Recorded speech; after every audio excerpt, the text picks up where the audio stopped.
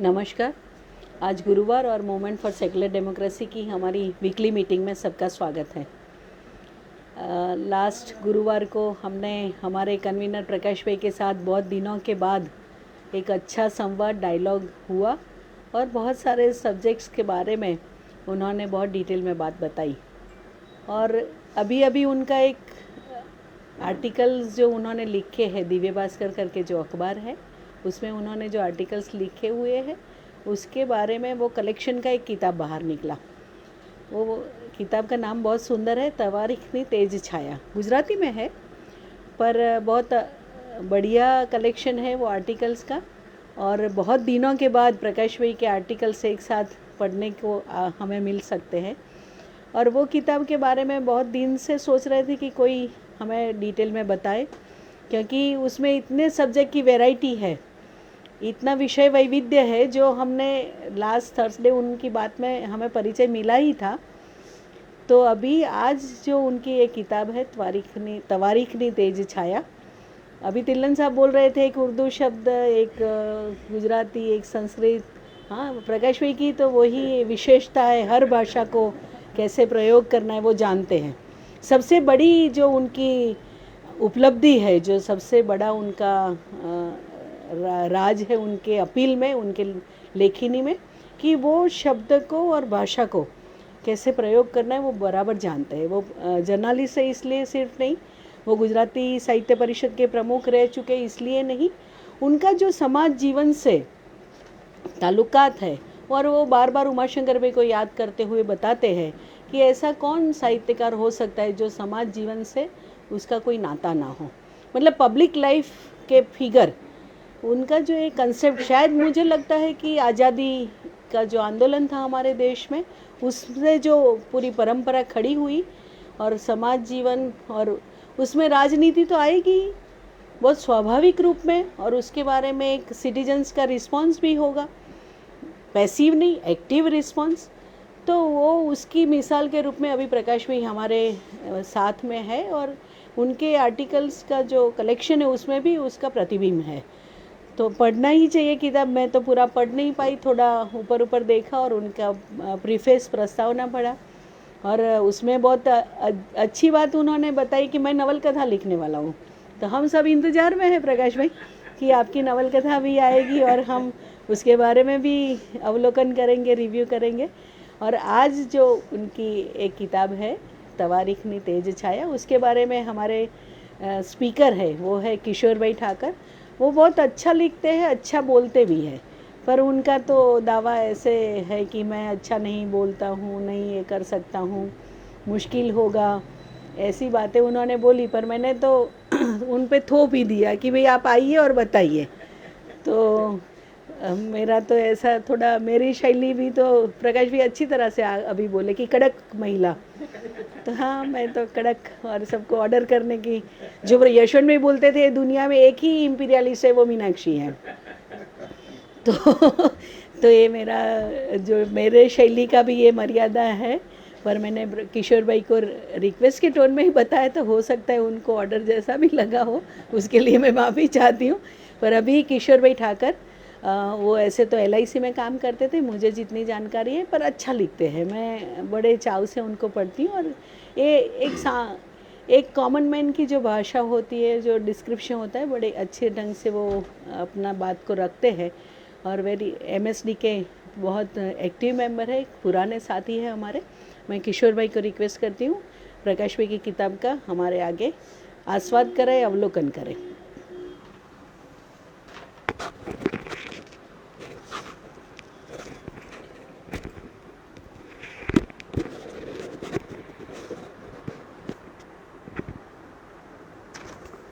नमस्कार। वैसे थोड़ा बहुत तो मीनाक्षी बहन ने बता दिया है, तो मेरे लिए जो कालिदास ने लिखा था, मनोवज्रात समुत्कीर्णे सूत्रस्यमेव मे गति, एक सोय के पीछे जो धागा चला जाता है, तो धागे के लिए जितना सरल होता है इतना सरल मालूम होता है, मगर प्रकाश भाई जैसी प्रतिभा और इनका यह पुस्तक, उनकी ये पुस्तक तवारीख की तेज छाया काफ़ी लिखा है उन्होंने, और मेरे लिए तो बहुत तकलीफ़ वाला मामला है बोलने का, क्योंकि सामने प्रकाश भाई खुद है और दूसरे सब विद्वान जन मेरे आसपास है, तो बोलना कठिन तो है। फिर भी मैं अगेन कालिदास को याद करता हूँ। मेरी जो दशा थी वो कालिदास ने भी बताया था कि रघुवंश की रचना के वक्त कि वो बोले थे, क्व सूर्य प्रभो वंश और क्व चल्प विषयामति तितिर्सु दुस्तरम मोहाद उडुपे नास्मी Sagaram. Sir, you need a Kalidas to understand. Kalidas को जो कोट करते हैं वो कितने बड़े। और मगर मंद कवि यस पार्थी गमिष्यामि उपहास्यताम प्रांशु लभ्ये फलेर मोहाद उद्बाहो रिव Vaman. But I think I should share my original contribution vis-a-vis Kalidas location. हाँ। He was a South Indian. ओहो, And हाँ he has himself written Upama Kalidas. हाँ, भारवे अर्थ गौरवम। But Upama Kalidas. हाँ And Upama cannot be South Indian. मगर भाई वे तो कालिदास ने तो महाकवि है, जैसे बड़े लोग नम्रता बताने के लिए बोलते हैं, इससे बोला था कालिदास ने, मगर मेरे लिए तो धरातल की वास्तविकता है, तकलीफ तो है ही। फिर भी मैं राष्ट्रकवि मैथिली शरण गुप्त के शरण में जाता हूँ। उन्होंने कहा था कि राम तुम्हारा चरित्र, पंचवटी में, राम तुम्हारा चरित्र स्वयं काव्य है, कोई भी कवि बन जाए सहज संभाव्य है। प्रकाश भाई को इतने इनके प्रवचन सुने, उनकी साहित्य पढ़ा है अखबारों में, वो तो थोड़ा बहुत तो बोल सकूँगा, बराबर। तो इस आश्वासन के साथ मैं मेरी बात शुरू करता हूँ। वैसे प्रकाश भाई की लेखनी 60 साल तक चली, 60 साल से ऊपर, कितना विपुल साहित्य सर्जन हुआ होगा, मगर उनके नाम पे एक पुस्तक नहीं। मुझे याद आते हैं पहले स्वामी आनंद, उन्होंने भी उनको हम जानते हैं गांधी जी के अंतेवासी के तौर पर, गांधीवादी के तौर पर, मगर वो बड़े साहित्यकार थे और साहित्य के विवेचक जो थे वो उनके जो गद्य भी लिखा है ज़्यादातर उन्होंने, उनके गद्य के बारे में बताते कि स्वामी आनंद का गद्य है ऐसा सशक्त गद्य किसी का नहीं है। विवेचक उपरांत साहित्य के मर्मज्ञ जो भी थे उनका सबका ऐसा मानना था। और ये स्वामी आनंद का भी कोई पुस्तक नहीं कई सालों तक। उन्होंने वजह बताई कि लोग प्रिंटिंग मिस्टेक बहुत होती है और उनके कुछ मापदंड भी थे कि एक किताब का एक पेज है वो इतने साइज का होना चाहिए, उसकी लंबाई चौड़ाई, और एक लाइन में इतने अक्षर शब्द होने चाहिए, ये सब मापदंड थे। तो डिफ़िकल्ट था वो पुस्तक बनाना। और फिर भी उनको भी समझाने वाले थे और कि ये साहित्य है गुजरात को मिलना चाहिए। कैसे मान गए वो मुझे मालूम नहीं है, मगर उन्होंने कबूल किया कि मैं मेरे ज़िंदगी के अंतिम वर्ष में मैंने इजाज़त दे दी है और पुस्तक भी है।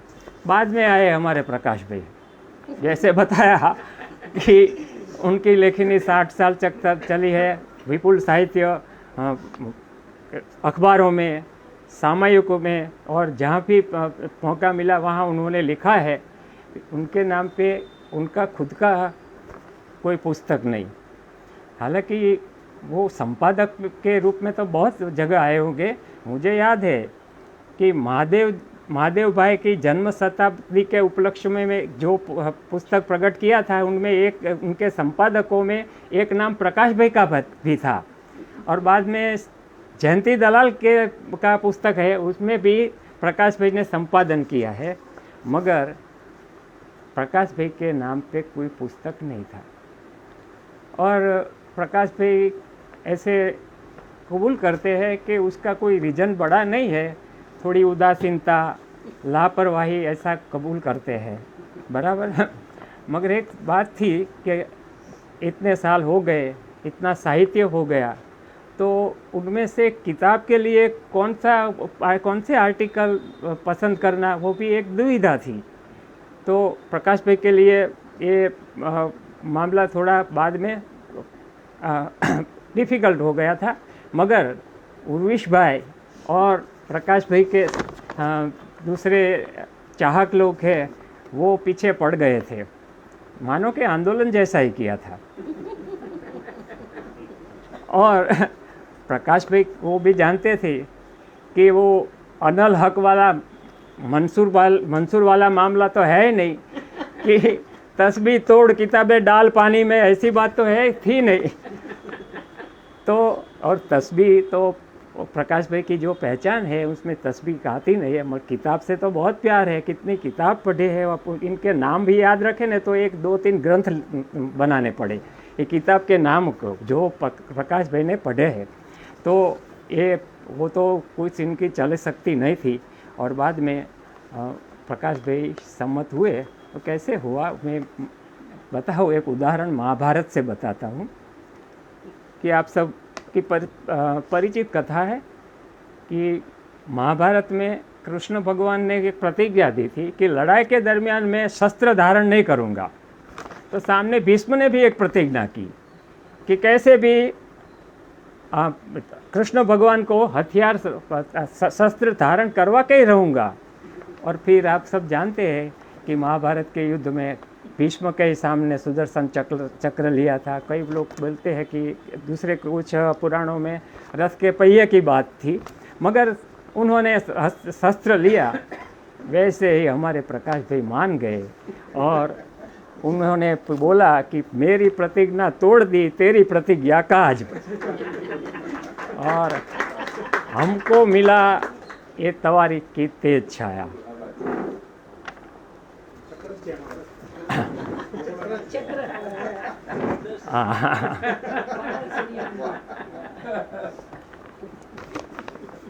हम ભૂમિકા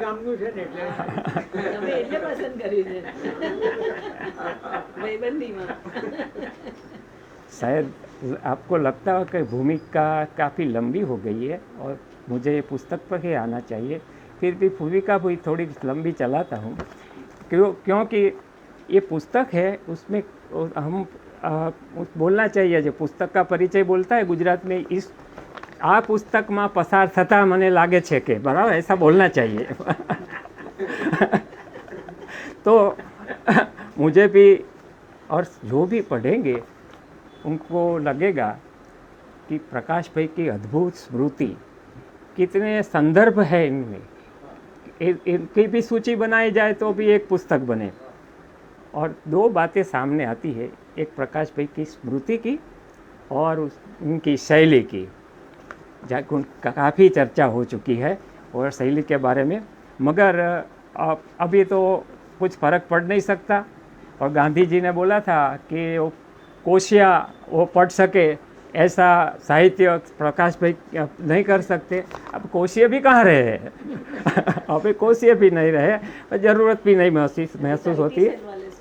हाँ हाँ हाँ ये तो गांधी जी ने कोर्स करके लिए कोशिया वो तो बात मगर कोर्स चलाने वाला भी बोला था शायद।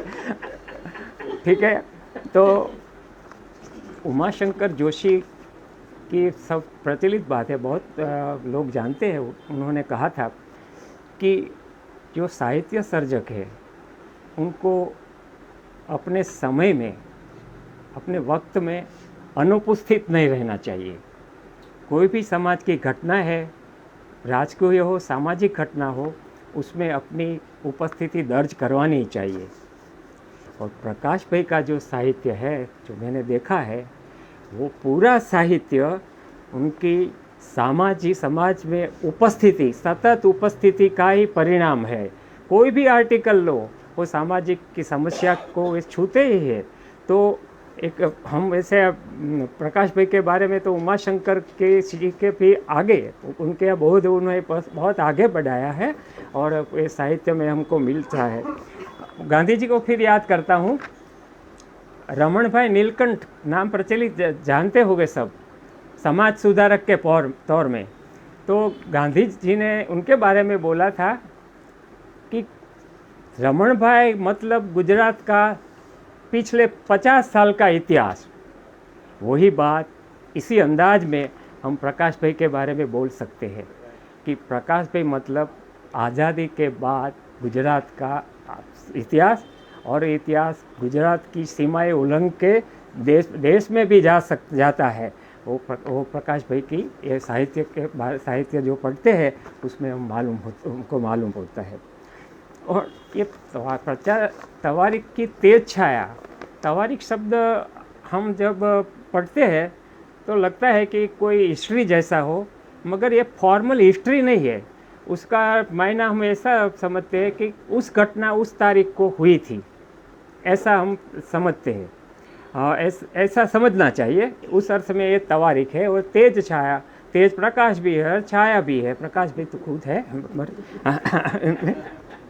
तो और वो प्रॉब्लम सॉल्व कर दिया। जैसे मीनाक्षी बहन ने बताया कि दिव्य भास्कर में उनके आर्टिकल आते थे कि कौन से आर्टिकल चयन करने चाहिए, तो रेडीमेड थे।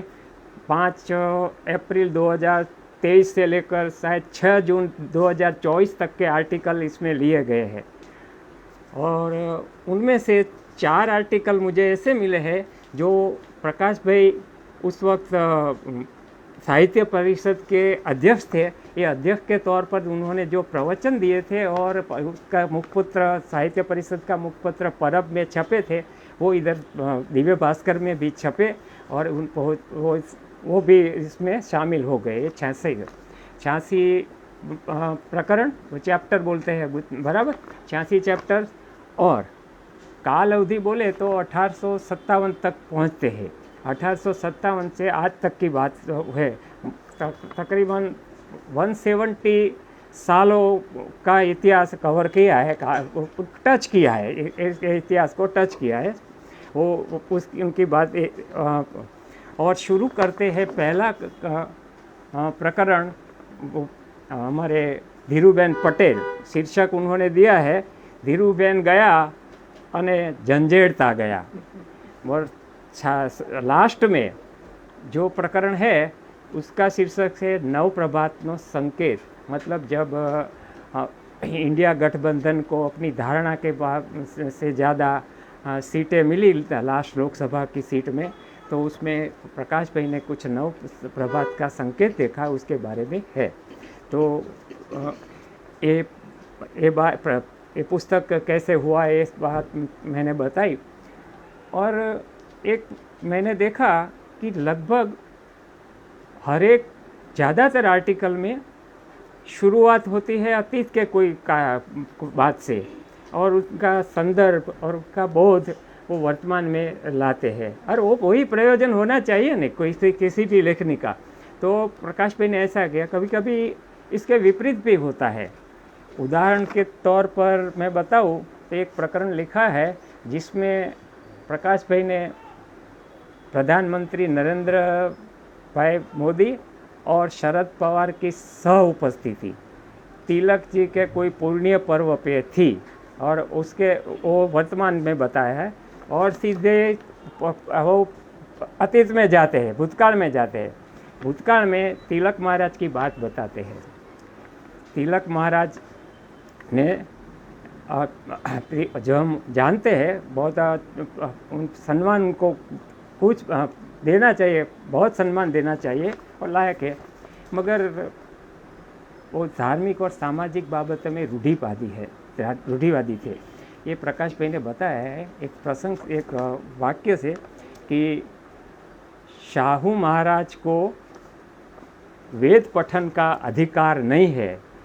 ये क्योंकि शाहू महाराज पिछली जाति के थे, और इसके साथ तिलक महाराज ने अपनी स्वीकृति की है। तो उस प्रकार से प्रकाश भाई ने तिलक महाराज के बारे दूसरी पहलू जो राजनीति की सेवा पे तो वो बताया है। और दूसरे एक प्रकरण में भी तिलक महाराज का जिक्र किया है। वो प्रकरण था स्वामी दयानंद सरस्वती की 20वीं शताब्दी, और शायद आर्य समाज की सार्ध शताब्दी के उपलक्ष्य में एक प्रकरण लिखा है, और शायद शीर्षक भी वही रखा है। तो उस प्रकरण में भी तिलक महाराज की तुलना प्रकाश भाई ने स्वामी दयानंद सरस्वती से की है। जैसे तिलक महाराज की जो इम्प्रेशन है राजनीति में जलद थे, और गुजराती में जो जहाल बोलते हैं खूब बहुत जलद थे, और उनका जो प्रसिद्ध वाक्य है कि स्वराज मेरा जन्मसिद्ध हक है और मैं लेके रहूँगा, इससे बराबर है उसकी राजनीति में वो जलद बराबर है। मगर प्रकाश भाई कहते हैं कि जैसे राजनीति में जलद थे वैसे समाज कारण में जलद नहीं थे, और स्वामी दयानंद सरस्वती वो समाज सुधारा और धर्म सुधारणा दोनों में बहुत आगे है, प्रगतिशील है। हम जानते हैं कि आर्य समाज ने मूर्ति पूजा का विरोध किया था, कन्या केळवणी की बात की थी, ये सब की थी। तो तिलक महाराज के साथ प्रकाश भाई ने इस अंदाज में, अपने अंदाज में एक वाक्य लिखा है कि जलद से जलद तिलक महाराज, नरम से नरम स्वामी दयानंद सरस्वती से नरम है। ये प्रकाश भाई है। तो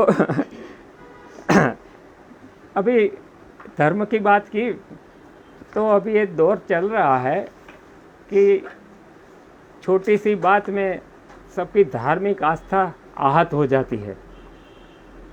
और ये असहिष्णुता का वायरस अभी काफ़ी ज़ोरों पर चल रहा है।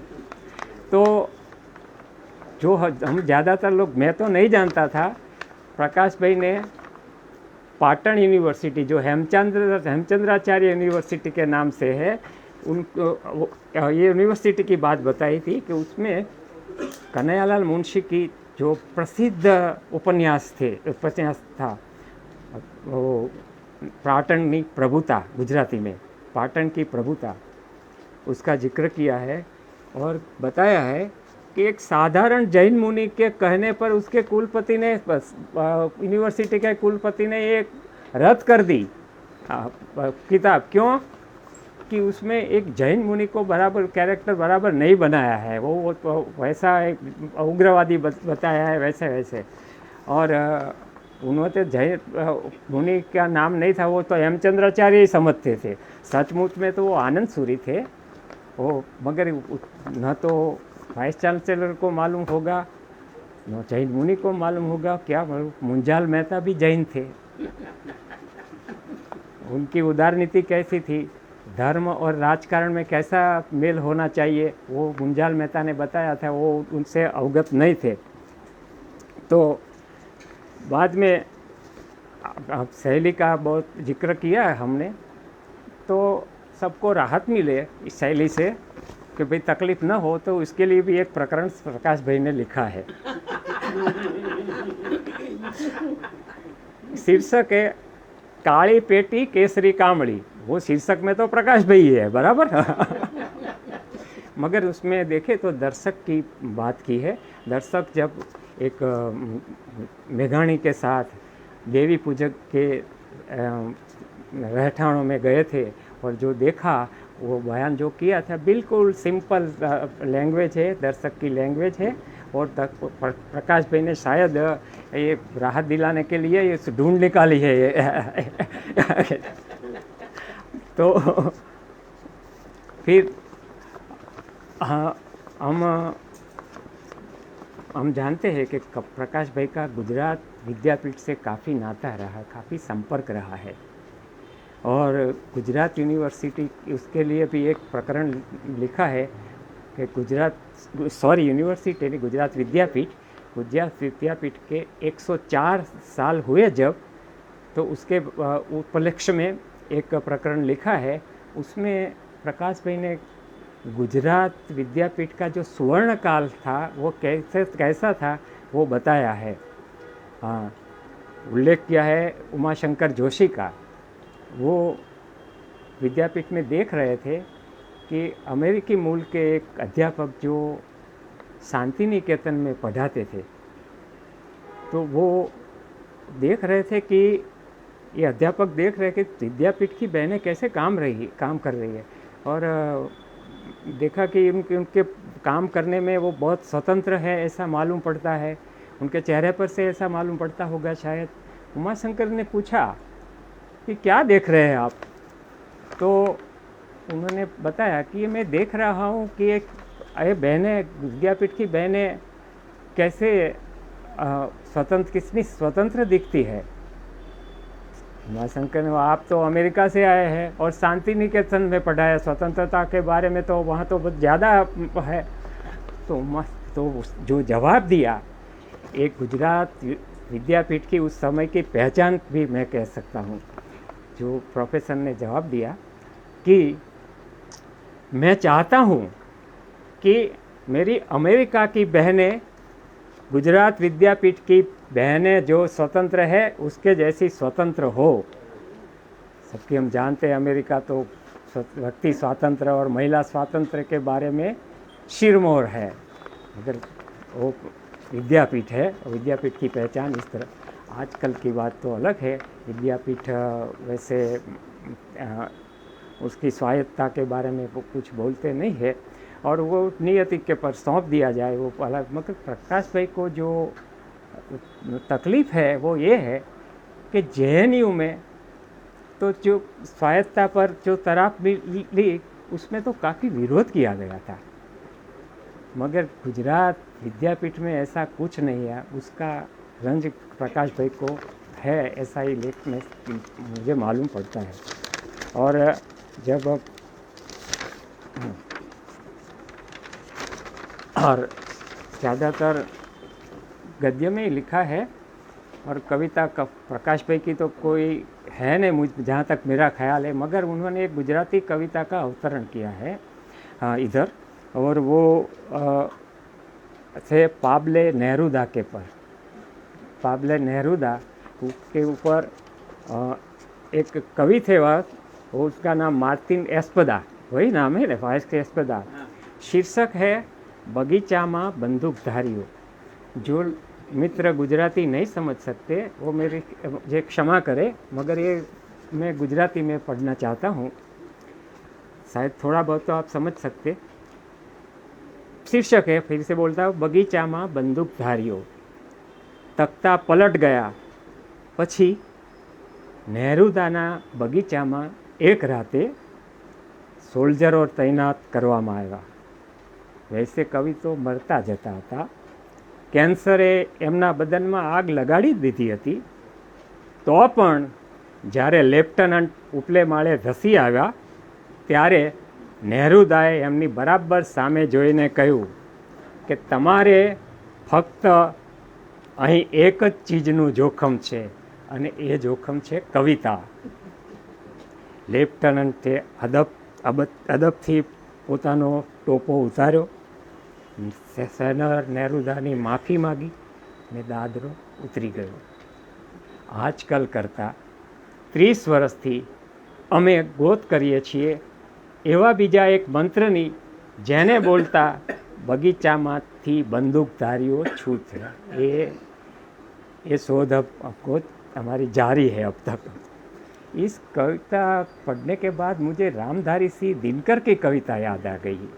उनके वो कविता कि कलम देश की बड़ी शक्ति है, भाव जगाने वाली, बराबर, दिल की नहीं दिमागों में भी पैदा करती उजियाली। और ये मगर ये अभिव्यक्ति के ऊपर जो तराप लगी है और उसमें ये कविता का क्या हाल होगा वो हम मालूम नहीं है, तो वो उसका एक उदाहरण है, मैं बताता हूँ। सत्य साईं बाबा को तो आप सब जानते होंगे, नहीं, सत्य साईं बाबा को, और उसका मंदिर भी है उनका, मगर प्रोफेसर साईं बाबा को जानने वाले बहुत कम होंगे। इतनी गरीब भाई बचपन से पोलियो का शिकार हुए थे और एक व्हीलचेयर भी उनके लिए लग्जरी थी, फिर भी वो पढ़े, मेहनत की, प्रोफेसर हुए और साधारण गरीब परिवार में पले थे, तो शोषितों और दलितों के साथ उनकी संवेदना तो होगी है, तो साहित्य भी उनके पास ऐसा होगा। मगर आप जानते हैं कि सरकार ने उनको जेल में रख दिया, सरकार ने तो रख दिए जेल में, मगर हाई कोर्ट ने भी उसको मंजूर कर दिया। और बाद में जैसे हमको मालूम है कि सुप्रीम कोर्ट ने रिहा कर दिया उसी रिमार्क के साथ कि किसी के पास साहित्य मिलना वो कोई उग्रवादी की पहचान नहीं है, उग्रवादी होना नहीं है और प्रवृत्ति भी नहीं है उग्रवादी। मगर ये सत्ता हमको ये मिसाल मिलता है कि अभिव्यक्ति की आज़ादी को कुचलने के लिए सत्ता किस हद तक निर्दयी हो सकती है उसका इसकी मिसाल है साईं बाबा।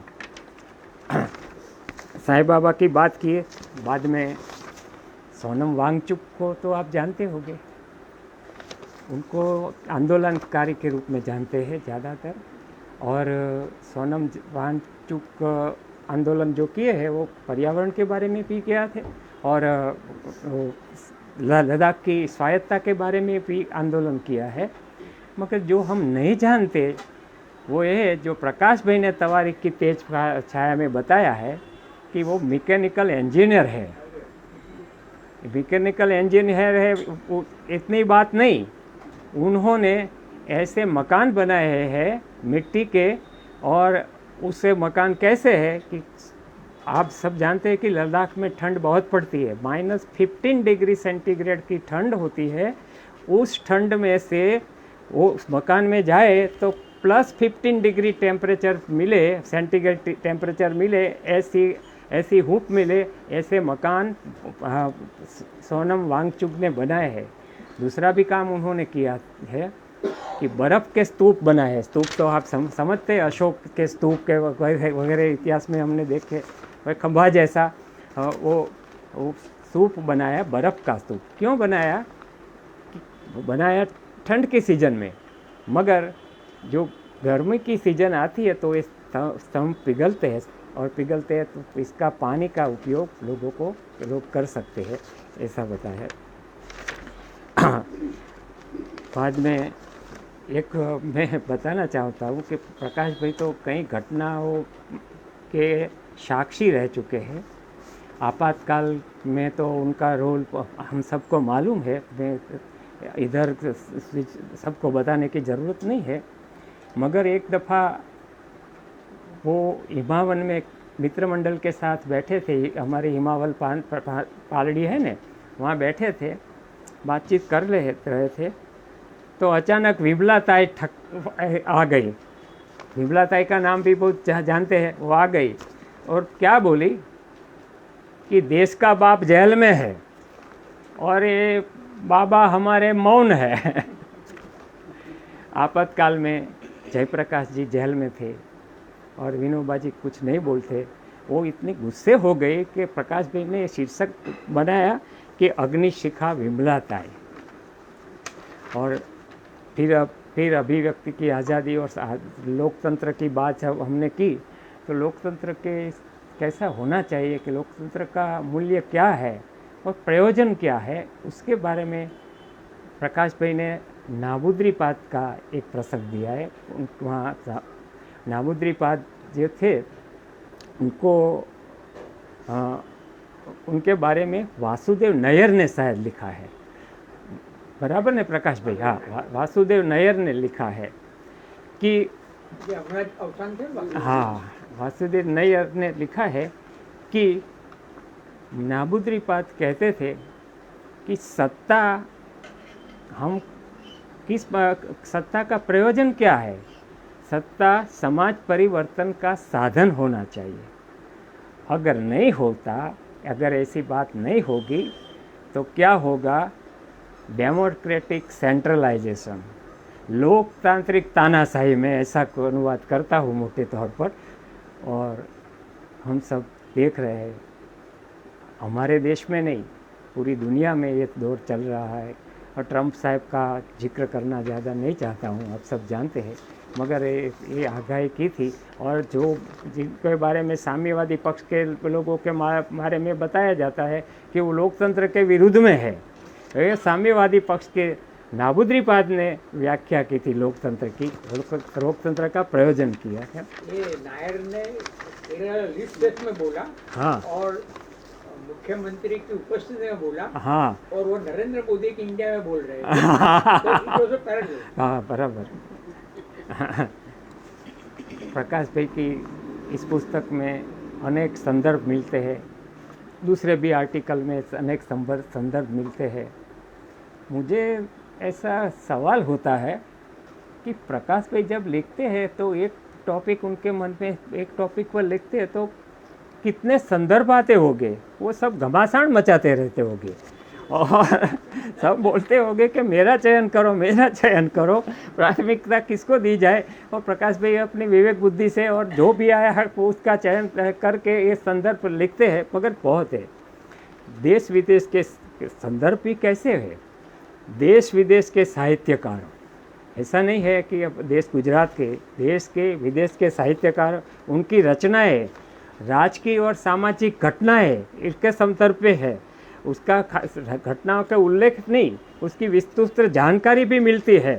और प्रकाश भाई का जाहिर जीवन, जैसे जाहिर जीवन कैसा है, उनमें कृपलानी जी और जयप्रकाश जी जैसे बड़े महानुभावों के साथ उनका काफ़ी संबंध रहा है, उनके साथ काम किया है और गाढ़ संपर्क तो है। और बहुत सी घटना, ऐतिहासिक घटना के प्रकाश भाई साक्षी हुए, इतिहास जो रचा था उसमें उनका योगदान भी रहा है।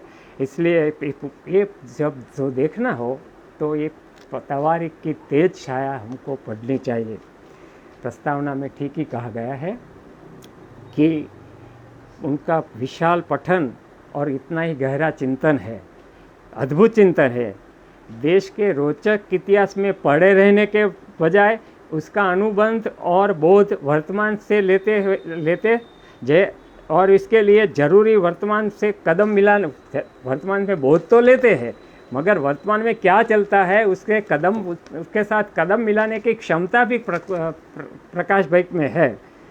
और आगे बता है, मनुभाई पंचोली, उमाशंकर जोशी, सनत मेहता एक जैसे महानुभवों की पंक्ति में जो बैठ सके, ऐसी शख्सियत गुजरात में प्रकाश भाई के सिवा कोई नज़र नहीं आती। कई मायनों में हमारे पास प्रकाश भाई एक ही है। प्रकाश भाई की इस पुस्तक का साहित्यिक मूल्य भी है, जो हमने जिक्र किया, पाटन की प्रभुता, उसमें लिखा है यूनिवर्सिटी की प्रभुता कब, बराबर। वो पाटन की प्रभुता वैसे तो एक उपन्यास का नाम है, और प्रभुता वो की सत्ता के साथ वो श्लेष बनाया है प्रकाश भाई ने। ये एक साहित्य मूल्य है उनका। और गुजराती और अंग्रेजी और गुजराती शब्द को जोड़कर गुजराती शब्द बनाए हैं। और ये शब्द ऐसा नहीं है कि पहने कुर्ता पर पतलून, आधा फागुन ऐसा, आधा जून, ऐसा नहीं है। वो शब्द सार्थक होते हैं, उसका अर्थ स्पष्ट होता है, ऐसे शब्द बनाए हैं। उसके लिए तो प्रस्तावना में उर्वी चाहे भाई ने काफ़ी लिखा है, उन्होंने एक स्कैन भी दिया है जिसके ऊपर से हम एक शब्दकोश, प्रकाश भाई का शब्दकोश, प्रकाश का शायद प्रकाश कोश ऐसा नाम दिया है, ये एक कोश भी हमको मिल सकता है। जो जिज्ञासु वो है वो जान सकते हैं, उसमें से देख सकते हैं।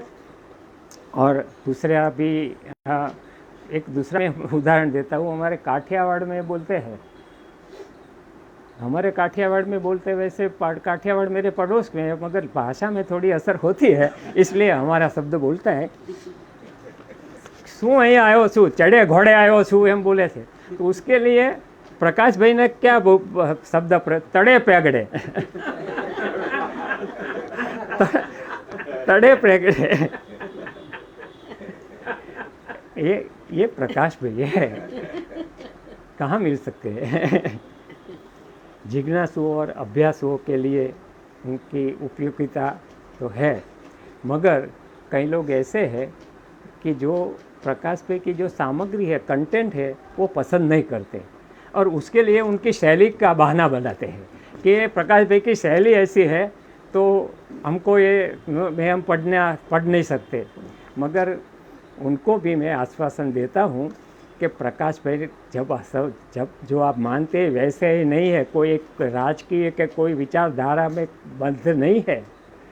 वो आप देखो कि उन्होंने सावरकर के बारे में जो थोड़ा पॉजिटिव है वो भी लिखा है, दीनदयाल उपाध्याय के बारे में जो पॉजिटिव है वो भी लिखा है। उससे मैं उनको आग्रह करता हूँ कि आपको भी नहीं मालूम होगा सावरकर के बारे में और दीनदयाल उपाध्याय के बारे में, वो आप तवारीख की तेज छाया में पढ़ सकते हैं।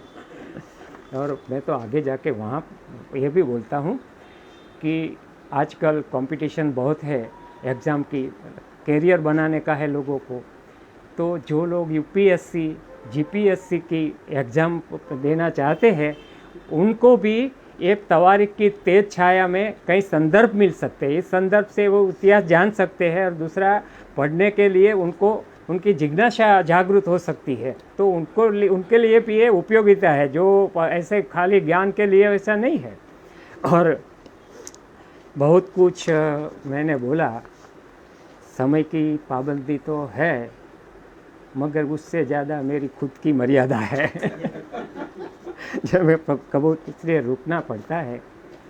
प्रकाश भाई का इस पुस्तक हमको संपन्न करवाने के लिए, हमको उपलब्ध करवाने के लिए आभार हम मानते हैं। और इससे ज़्यादा उर्विश भाई और उनके मित्र मंडल सार्थक प्रकाशन का आभार तो मानते हैं, मगर मैं मानता हूँ कि ये पुस्तक है, ये पुस्तक खाली नहीं है, एक दस्तावेज है। और गुजरात को ऐसा दस्तावेज उपलब्ध करवाने के लिए उर्विश भाई और सार्थक प्रकाशन के हम सब ऋणी रहेंगे। इतनी बात करके मैं अपनी बात ख़त्म करता हूँ, मगर उसके पहले तवारीख की तेज छाया की दूसरी पुस्तक की प्रतीक्षा भी करता हूँ। नमस्कार। आप सबने मुझे सुना, उसके लिए धन्यवाद।